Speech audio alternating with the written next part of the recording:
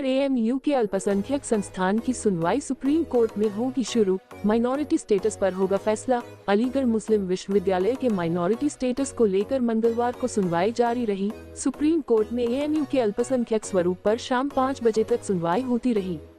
AMU old boys association के सचिव आजम मीर ने बताया कि 3 दिन तक लगातार सुनवाई होगी। यह सुनवाई आगे बढ़ भी सकती है। एएमयू का पक्ष मंगलवार को एडवोकेट राजीव धवन ने रखा। वहीं प्रख्यात वकील और राज्यसभा सदस्य कपिल सिब्बल और सलमान खुर्शीद भी आने वाले दिनों में एएमयू का पक्ष रखेंगे। सुप्रीम कोर्ट की 7 जजों की बेंच में चीफ जस्टिस डीवाई चंद्रचूड़ के साथ justice Manoj Mishra, justice JB Pardiwala, justice Suryakant, justice Dipankar Datta, justice SC Sharma, justice Sanjiv Khanna शामिल हैं। क्या एएमयू का अल्पसंख्यक दर्जा छिन जाएगा, इस पर लोगों की नजर रहेगी। 7 जजों की बेंच इस पर सुनवाई कर रही है। अल्पसंख्यक स्टेटस को लेकर एएमयू बनाम नरेश अग्रवाल व अन्य के बीच वाद चल रहा है। यूपीए की केंद्र सरकार के समय इलाहाबाद हाई कोर्ट के फैसले के खिलाफ 2006 में अपील की गई थी। तब हाई कोर्ट ने अपने फैसले में कहा था कि अलीगढ़ मुस्लिम यूनिवर्सिटी अल्पसंख्यक संस्थान नहीं है। उसी को लेकर अलीगढ़ मुस्लिम यूनिवर्सिटी प्रशासन ने भी हाई कोर्ट के फैसले को अलग से सुप्रीम कोर्ट में चुनौती दी थी।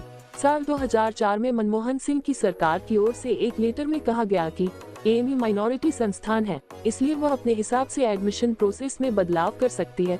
कांग्रेस सरकार के समय एएमयू ने इलाहाबाद हाई कोर्ट में 2006 के फैसले के खिलाफ सुप्रीम कोर्ट में अपील लगाई थी।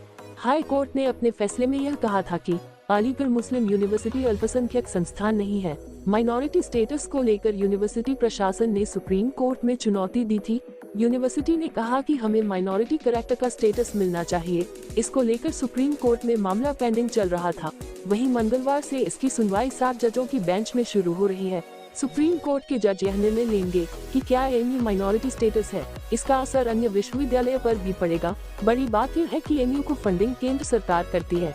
ऐसे में क्या एएमयू अल्पसंख्यक संस्थान के दायरे में आएगा, इस पर सुप्रीम कोर्ट के 7 जज विचार करेंगे। अल्पसंख्यक संस्थान को कई तरह के फायदे मिलते हैं। उनका सबसे बड़ा फायदा वह अपनी एडमिशन पॉलिसी खुद से डिसाइड करते हैं। हालांकि 7 जजों के अपने अलग अलग विचार होंगे। जब मामला 2 जजों की बेंच से निर्णय नहीं होता है तो 3 जजों और फिर 5 जजों की बेंच में निर्णय होता है।